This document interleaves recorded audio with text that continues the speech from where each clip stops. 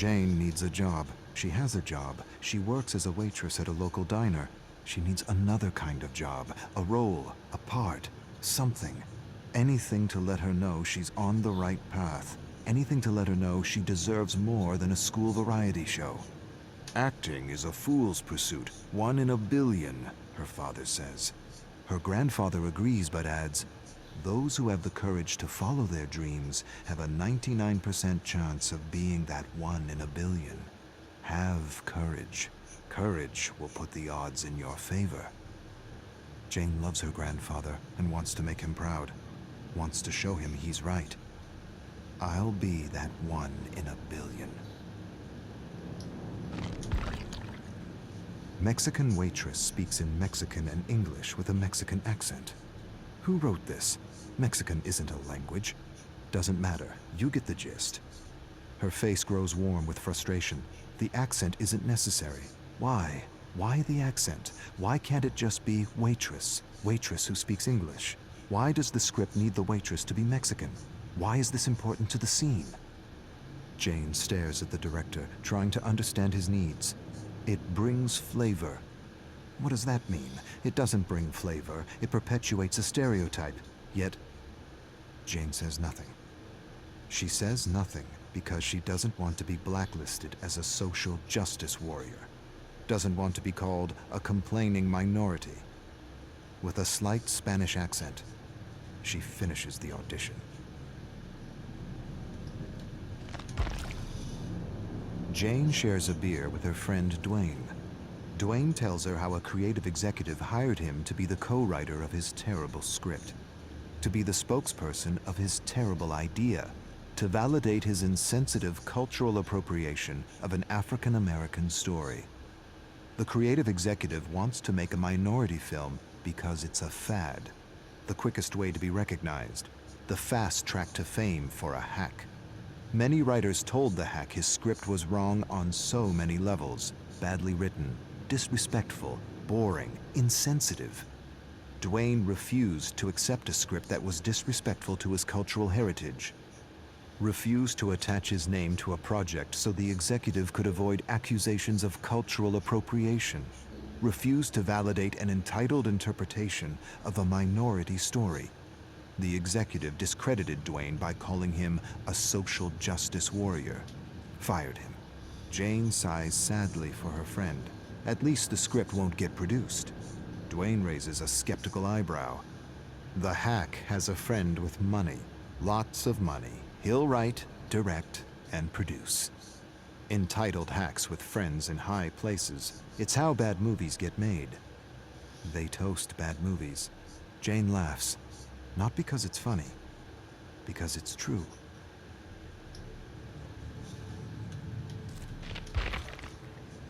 It's been months. She hasn't worked. No calls, no auditions, nothing. Jane stares at the blank television screen. As a child, she used to imagine herself on television. She doesn't see herself on television anymore. Something is happening. She can't see herself succeeding anymore. She wishes for her shot, her 1 in a billion shot, but scripts for her are few and far between, nothing beyond the stereotype. Her agent shouldn't care. He should put her forward for all the female roles in her age range. She can play any female role, lead or support, and yet she only gets auditions for the spicy Latina, or the funny immigrant, or the waitress with the accent, never just woman. American. That's all she wants. She stares at the snowy television, tries to visualize herself as the star of a show, but can't. The phone rings. Her agent. An audition. A major part in a play, and it pays well. For a moment, just a moment, she feels like 1 in a billion. Jane's cell phone rings. She freezes on the sidewalk. This is it. And she doesn't know if she wants to answer or not. She can't take another rejection. Not for this part. This part is too important. She brings the cell phone to her ear. Answers. She hears a voice she recognizes. Her agent. He tells her how everyone enjoyed her audition. How everyone thought she was just fantastic. He goes on about something else. She waits for the but, the proverbial but, 1,000 compliments negated by one single, all-destroying but. It doesn't come. She listens to the trivial notes and waits for the polite rejection. Instead, you got the part. She's not sure she heard right. You got the part. She mumbles to herself. I got the part. Her face grows numb with disbelief. She screams. Strangers turn to face her. Sorry. Dwayne helps Jane rehearse at a cafe. They take a break and he tells her the hack is now doing a Chinese story and is desperately searching for a Chinese writer to validate his most recent abomination. Jane laughs. Hacks with money, it's how bad movies get made. She tells Dwayne things are going well with the play. She doesn't have to do an accent, doesn't have to wear a miniskirt or perpetuate a ridiculous stereotype, doesn't have to do all the stupidities she had to do in the past. This is a real gig, a meaningful gig, a gig she can share with her family. She knocks on the table. Dwayne laughs and says it isn't wood. She shrugs. He says he's happy for her and hands her a cutout from a magazine. Open audition for Quick Talk. He says he put in a good word for her. She'd make a perfect host. She thanks him, but the play takes all her time. Too bad. You're the most real person I know, and that's what the show needs. Authenticity.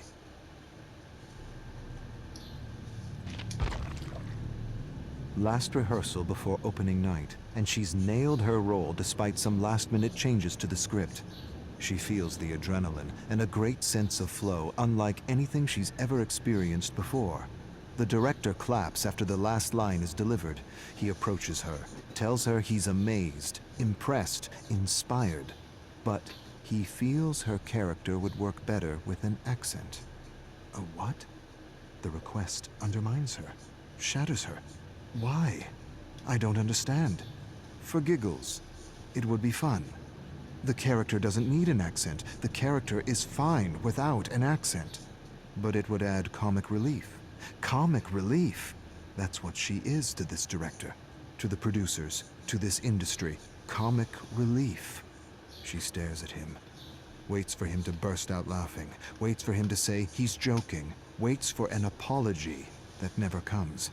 She sighs and feels the strength of her ancestors coursing through her veins, a strength that won't allow her to sell out, a strength that won't allow her to perpetuate a hurtful image of what it means to be an American.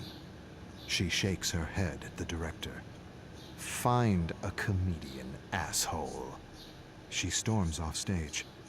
Those who follow their path beat the odds, even if the odds are 1,000,000,000 to 1. Bullshit.